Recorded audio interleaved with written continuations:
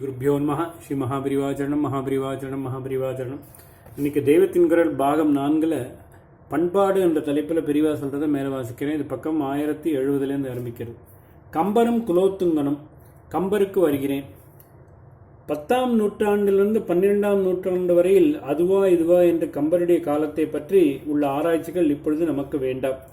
அவர் நாளில் ஆட்சி பண்ணினது விக்ரம சோழனா குலோத்துங்கனா, குலோத்துங்கன் என்றால் எத்தனாவது குலோத்துங்கன் என்ற விவாதம் வேண்டாம். கதைதான் வேண்டும். கதையானாலும் அதிலே அவருடைய குணப்பண்புக்கு விதை இருக்கிறது என்று மதித்து கேட்பதுதான் நமக்கு வேண்டியது. போஜனம் காளிதாசன் மாதிரித்தான் குலோத்துங்க சோழனும் கம்பரும் அத்தியந்தமாயிருக்கிறார்கள். அதனாலேயே கம்பர் அவனிடம் ரொம்பவும் சுவாதீனமாக பேசுவார். பெரிய ராஜ்யத்தை தன் ஆதீனத்தின் கீழே வைத்திருக்கிறோம் என்பதை ஒரு நாள் குலோத்துங்கன் ரொம்பவும் பெருமையாக சொல்லிக்கொண்டான். உடனே கம்பர் சுவாதீனத்தின் பேரில் ராஜ்யமே உன் ஆதீனத்தில் இருக்கிறது என்றாலும் நீ ஆதீனத்தில் தானே இருக்கிறாய் என்று கேட்டுவிட்டார். பிரியத்தின் பேரிலேயே மனசிலே எந்த அதிகார அகங்காரம் இல்லாமல் தான் இப்படி சொன்னார்.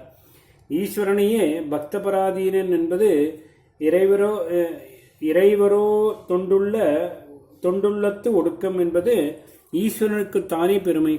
அப்படி பெரிய புவியரசனும் கவியரசரான தமக்கு அடக்கம் என்பது அவன் பெருமையை, கலையை மதிக்கும் அவனுடைய ராசிக்க பெருமையை காட்டுவதுதான் என்று நினைத்து வெள்ளை உள்ளத்தோடு கம்பர் சொன்னார். அதிகாரத்தில் உள்ள ஒருவர் ரொம்பவும் ஜாக்கிரதையாய் இருந்தாலொழிய அந்த ஸ்தானத்தின் போதை எப்பொழுதாவது ஒருபோது தலைக்கேறத்தான் செய்யும். இப்பொழுது குலோத்துங்கனுக்கு அப்படித்தான் ஆயிற்று. ராஜாவான தனக்கு மேலே என்ற இந்த பாட்டுக்காரன் சொல்லிக் கொள்வதா என்று அசாத்திய கோபம் வந்தது. அதிஸ்நேகம்தான் பரம விரோதமாக மாறும் என்று முன்னமே சொன்னேன் அல்லவா? இந்த கதையிலும் அப்படி ஆயிற்று. நட்பு பகையாவதன் நுட்பம். காரணம் என்னவென்றால், அவ்வளவாக நெருங்கிய பழக்கமில்லாதவர்கள் நமக்கு பிடிக்காததாக ஏதாவது செய்துவிட்டாலோ சொல்லிவிட்டாலோ நம் மனசு இவர்களுக்கு புரிய வேண்டும் என்பதில்லை. அதனாலேயே அவருக்கு எப்படி ஹிதமாக நடந்துக்கணும் என்று தெரியாமல் இவர்கள் வேறு தினசாக நடந்து கொள்கிறார்கள். இதை பெரிய குற்றமாக எடுத்துக்கொள்வதற்கில்லை என்று நம் மனசே கொஞ்சம் சமாதானம் பண்ணி கொண்டு விடும்.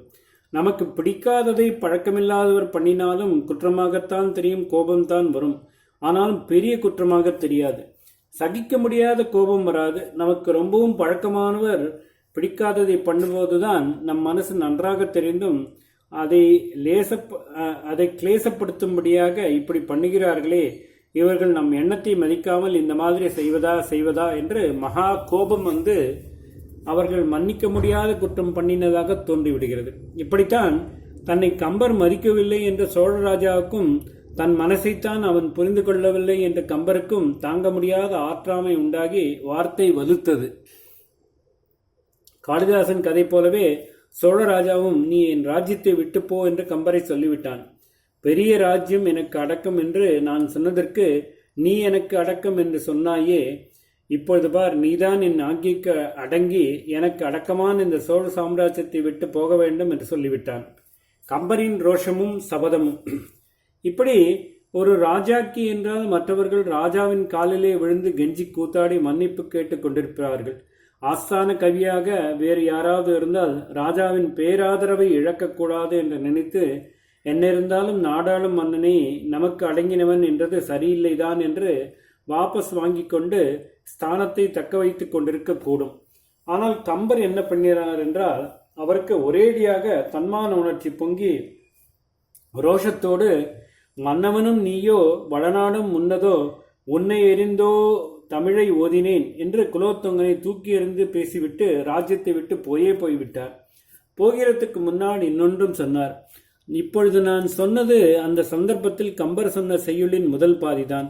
நீ காப்பாற்றுவாய் என்பதற்காகவா நான் தமிழ் படித்ததும் கவிதை செய்வதும் என்று இங்கு கேட்டவர் பின்பாதையில் என்ன சொன்னார் என்றால், நீ இல்லாவிட்டால் என்ன, என்னை வா என்று கூப்பிட்டு மரியாதை செய்ய வேறே மன்னர்கள் இல்லையா என்ன, என்னை ஆஸ்தான கவியாக வைத்துக்கொள்ள ஆசைப்படாத வேந்தர் உண்டா என்று சவால் விடுகிற மாதிரி கேட்டார்.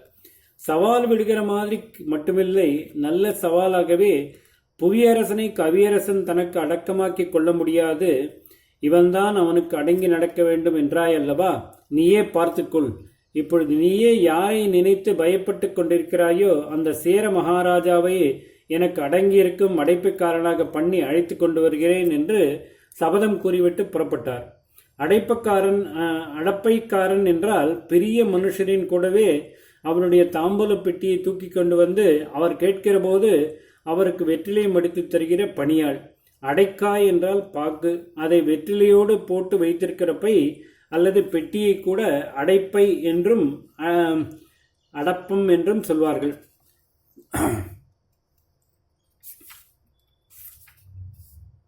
ஓம் ஸ்ரீ குருப்பியோ நமः. ஸ்ரீ மகாபரிவாச்சரணம் மகாபரிவாச்சரணம் மகாபரிவாச்சரணம்.